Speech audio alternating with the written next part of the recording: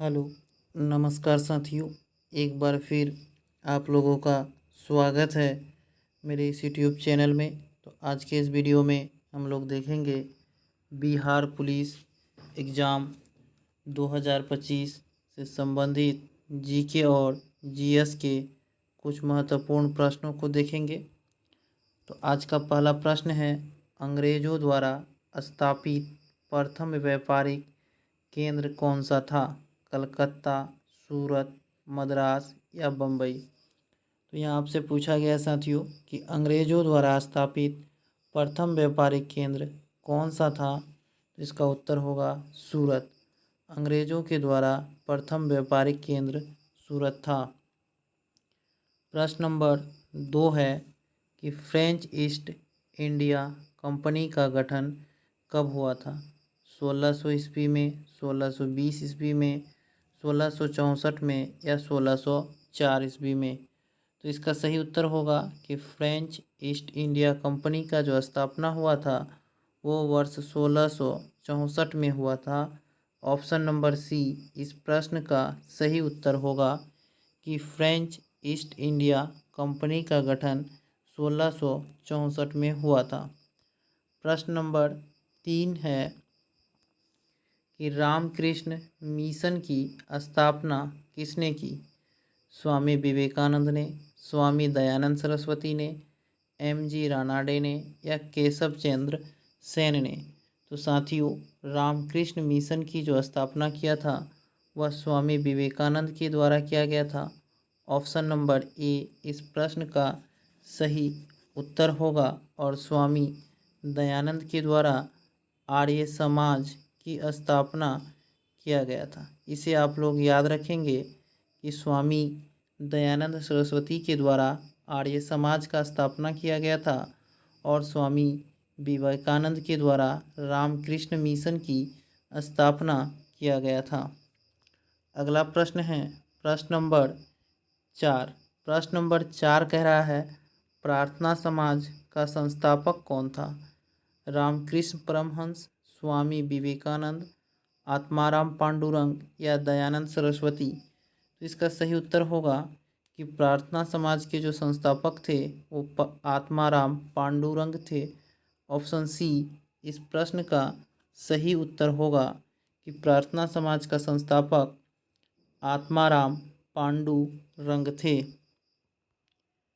प्रश्न नंबर 5 है जो काफ़ी महत्वपूर्ण प्रश्न है।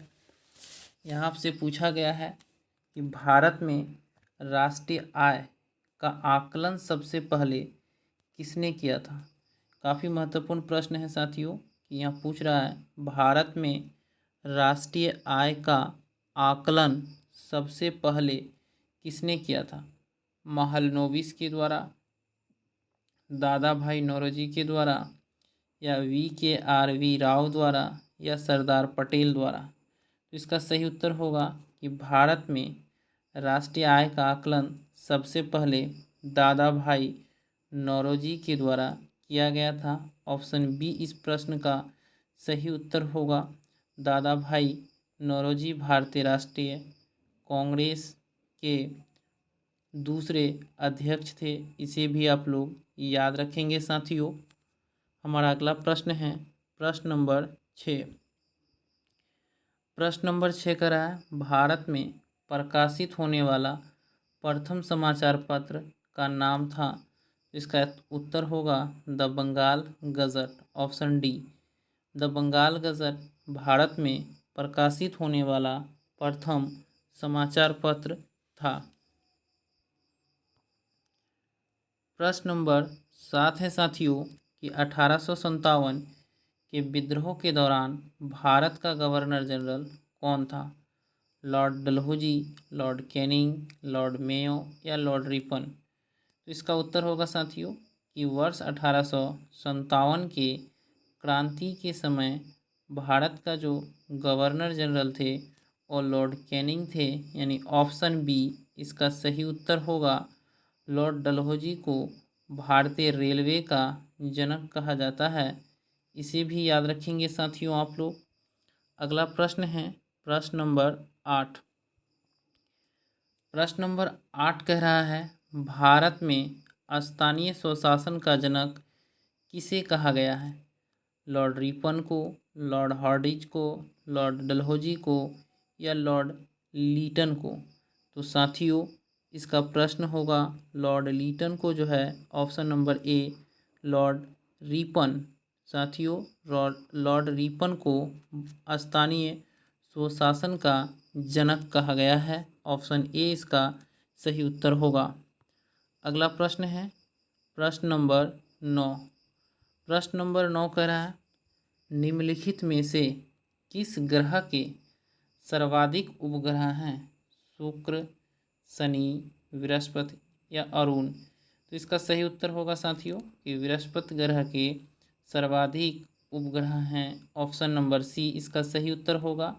हमारे सौरमंडल में ग्रहों की संख्या 8 है और सबसे बड़ा ग्रह जो है वह बृहस्पति ही है साथियों, और सर्वाधिक उपग्रहों की संख्या भी बृहस्पति में ही है। अगला प्रश्न है प्रश्न नंबर 10। प्रश्न नंबर 10 कह रहा है जूट उत्पादन में अग्रणी राज्य है? तो इसका उत्तर होगा पश्चिम बंगाल। साथियों जूट उत्पादन में जो है भारत का सबसे अग्रणी राज्य जो है वह पश्चिम बंगाल है। पश्चिम बंगाल राज्य की राजधानी कोलकाता है। कोलकाता नगर जो है साथियों यह हुगली नदी के किनारे अवस्थित है। कोलकाता नगर जो है वह पश्चिम बंगाल की राजधानी है और पश्चिम बंगाल के मुख्यमंत्री ममता बनर्जी है। इसे भी आप लोग याद रखेंगे। अगला प्रश्न है प्रश्न नंबर 11 कह रहा है बिहार में, यहाँ आपसे पूछ रहा है नहरों द्वारा सर्वाधिक सिंचाई किस जिले में होती है? साथियों यहाँ टाइपिंग एरर है, इसलिए बिहार में नहरों द्वारा सर्वाधिक सिंचाई किस जिले में होती है? गया, सीवान, रोहतास या पश्चिमी चंपारण? तो इसका सही उत्तर होगा साथियों कि बिहार में सर्वाधिक नहरों द्वारा सिंचाई जो होती है वह रोहतास जिले में होता है। ऑप्शन नंबर सी इसका सही उत्तर होगा और बिहार का सबसे साक्षर जिला भी रोहतास ही है साथियों। यह भी याद रखेंगे आप लोग कि बिहार का सर्वाधिक साक्षर जिला जो है वह रोहतास है और रोहतास में ही नहरों के द्वारा सर्वाधिक सिंचाई होती है और बिहार में सर्वाधिक धान की खेती भी रोहतास जिला में ही होता है। हमारा अगला प्रश्न है प्रश्न नंबर 12। प्रश्न नंबर 12 कह रहा है साथियों काली मृदा का दूसरा नाम क्या है? तो इसका सही उत्तर होगा रेगुर मृदा। काली मृदा को साथियों रेगुर मृदा भी कहा जाता है और काली मिट्टी जो है साथियों यह कपास की खेती के लिए सर्वाधिक उपयुक्त मानी जाती है, इसलिए इसे कपासी मृदा भी कहा जाता है। अगला प्रश्न है प्रश्न नंबर 13 जो साइंस से संबंधित है। प्रश्न नंबर 13 कह रहा है विद्युत चुंबकीय प्रेरण की खोज किसने किया? इसका उत्तर होगा फेराडे। फेराडे के द्वारा साथियों विद्युत चुंबक प्रेरण की खोज किया गया, इसलिए 13 नंबर प्रश्न का सही उत्तर ऑप्शन नंबर ए फेराडे होगा। प्रश्न नंबर 14 है साथियों, यहाँ आपसे पूछ रहा है मनुष्य में कितने जोड़े गुणसूत्र पाए जाते हैं?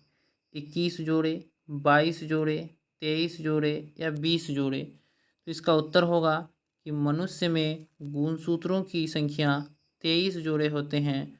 ऑप्शन नंबर सी, यानी मनुष्य में गुणसूत्रों की संख्या 46 होती है, अर्थात 23 जोड़े। प्रश्न नंबर 15 कह रहा है साथियों कि विद्युत शक्ति का एसआई मात्रक क्या है? वाट, वोल्ट, जूल या ओम? तो इसका सही उत्तर होगा वाट। विद्युत शक्ति का एसआई मात्रक वाट है। ऑप्शन नंबर ए इस प्रश्न का सही उत्तर होगा।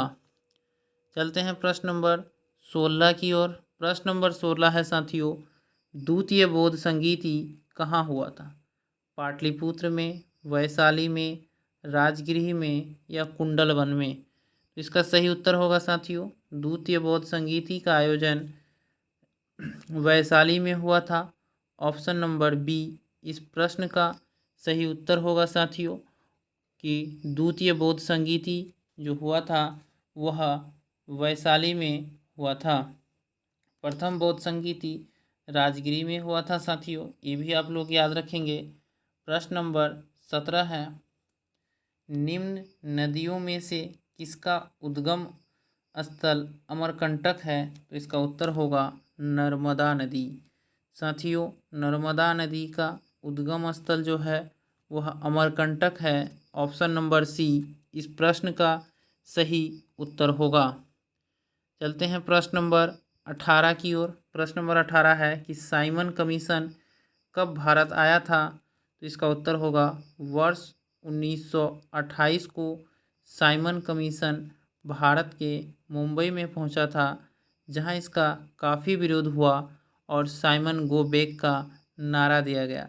साथियों, साइमन कमीशन में सदस्यों की संख्या 7 थी और इसके अध्यक्ष थे जॉन साइमन।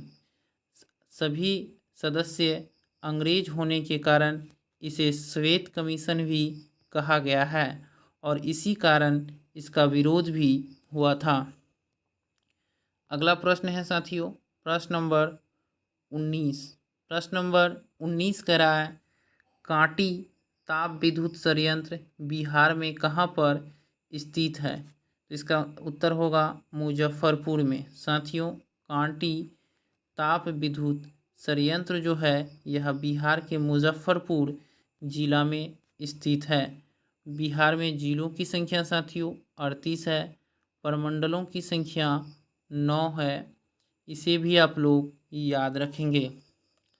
आज का अंतिम प्रश्न है प्रश्न नंबर 20 कि अंतर्राष्ट्रीय पर्यावरण दिवस कब मनाया जाता है? इसका उत्तर होगा 5 जून को अंतर्राष्ट्रीय पर्यावरण दिवस मनाया जाता है। 1 मई को साथियों अंतर्राष्ट्रीय मजदूर दिवस मनाया जाता है और 21 जून को अंतर्राष्ट्रीय योग दिवस मनाया जाता है। इसे भी याद रखेंगे। तो धन्यवाद साथियों, फिर मिलते हैं अगले वीडियो में, तब तक के लिए।